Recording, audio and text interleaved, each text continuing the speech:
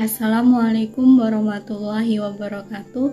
Saya Fadila Apri Kurnia Putri dengan nomor NPM 2011100420. Di sini saya akan menjelaskan tentang kalimat thayyibah.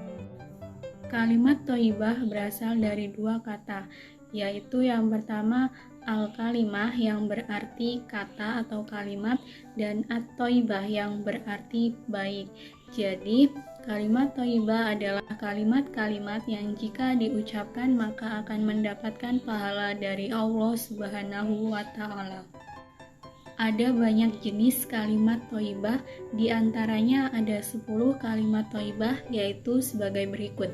Yang pertama ada basmalah, yang kedua ada ta'awud, yang ketiga ada istirja, yang keempat ada tasbih, yang kelima ada takbir, yang keenam ada tahmid, yang ketujuh ada tahlil, yang kedelapan ada hauqalah, yang kesembilan ada istighfar, dan yang kesepuluh ada salam. Nah, dari 10 kalimat thayyibah tersebut, saya akan menjelaskan 3 kalimat thayyibah, di antaranya yaitu yang pertama, kalimat thayyibah basmalah, yang kedua, kalimat thayyibah istirja, dan yang ketiga adalah kalimat thayyibah istighfar. Materi yang pertama yaitu kalimat thayyibah basmalah. Bismillahirrahmanirrahim. Artinya dengan menyebut nama Allah yang Maha Pengasih lagi Maha Penyayang.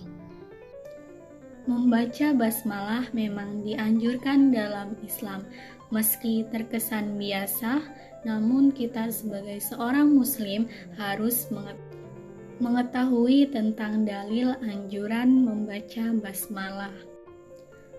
Dalil tentang basmalah sebagaimana diriwayatkan oleh Abu Hurairah radhiyallahu anhu, Rasulullah shallallahu alaihi wasallam bersabda, yaitu yang berbunyi kullu amarin di balin la yubda'u fihi bi bismillahirrahmanirrahim fahuwa abtar, yang artinya setiap perkara penting yang tidak dimulai dengan bismillahirrahmanirrahim, maka amalan tersebut akan terputus berkahnya.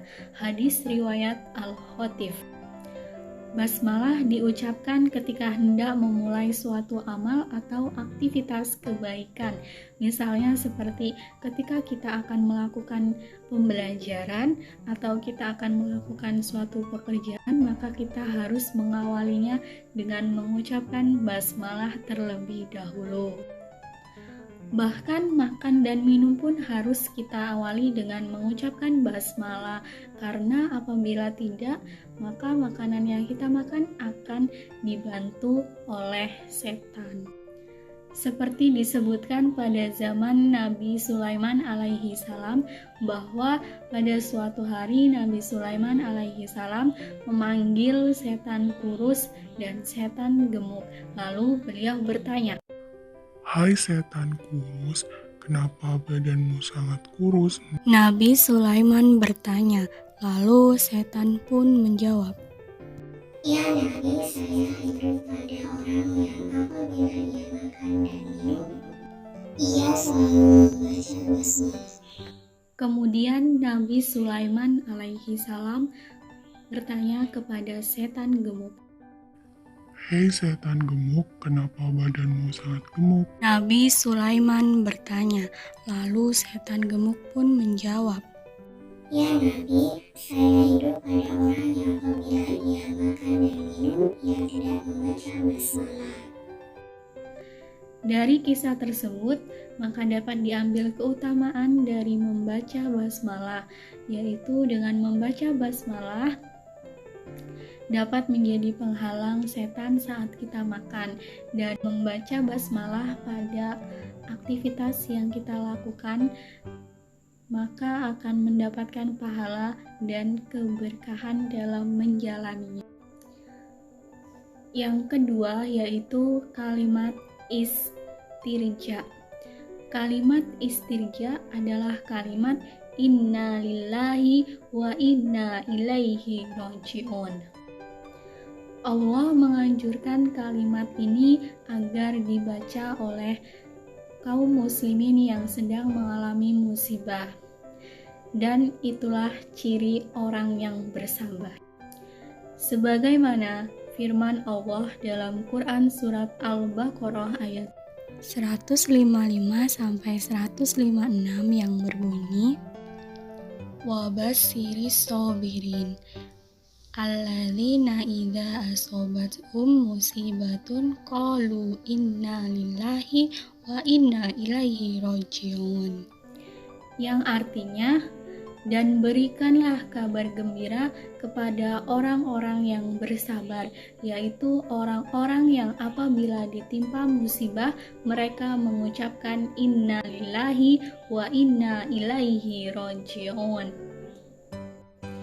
Istirja diucapkan ketika mengalami musibah seperti kita mengalami kecelakaan atau kita kehilangan benda berharga, maka kita harus mengucapkan kalimat istirja inna lillahi wa inna ilaihi raji'un, atau bisa juga diucapkan pada saat mendengar kabar duka atau ada seseorang yang meninggal dunia. Dan keutamaan dari kalimat istirja ini yaitu yang pertama, meningkatkan rasa ikhlas dan tawakal, yang kedua, mengurangi beban dalam hati, dan yang ketiga, mendapatkan kesabaran dalam menghadapi segala cobaan atau ujian. Yang ketiga yaitu kalimat istighfar. Astaghfirullahaladzim. Manusia memang terkadang ada salah dan lupa, hingga ia terkadang melakukan hal-hal yang dilarang oleh agama. Namun selama ia masih mau meminta ampunan kepada Allah dengan beristighfar, maka insya Allah pun akan mengampuninya. Dalam sebuah hadis yang berbunyi, Qalan Nabiyyu sallallahu alaihi wasallam likulli da'in dawa'un wa dawa'ul dzunubil istighfar, yang artinya Nabi Shallallahu Alaihi Wasallam bersabda, setiap penyakit itu ada obatnya, dan obat-obatnya dosa adalah beristighfar atau memohon ampunan. Hadis riwayat Ad-Dailami. Implementasi dalam kehidupan sehari-harinya yaitu pada saat kita sedang tertimpa musibah, ujian atau banyak masalah, maka kita harus beristighfar supaya kita dikuatkan oleh Allah dalam menghadapinya. Dan apabila kita sedang sakit, kita juga harus beristighfar supaya Allah mengangkat penyakit sekaligus dosa dan hilaf yang telah kita lakukan. Dan yang terakhir yaitu ketika kita sedang kalut atau bingung, maka kita juga harus beristighfar supaya Allah memberikan petunjuk. Keutamaan dari kalimat istighfar yaitu yang pertama mendapatkan rahmat Allah Subhanahu wa taala, yang kedua mendapatkan ampunan dari Allah Subhanahu wa taala, dan yang ketiga membuka pintu rezeki. Baik, itulah tadi materi yang dapat saya sampaikan. Apabila ada kesalahan kata, saya mohon maaf, dan kepada Allah lah saya mohon ampun. Saya akhiri, wabillahi taufiq wal hidayah. Assalamualaikum warahmatullahi wabarakatuh.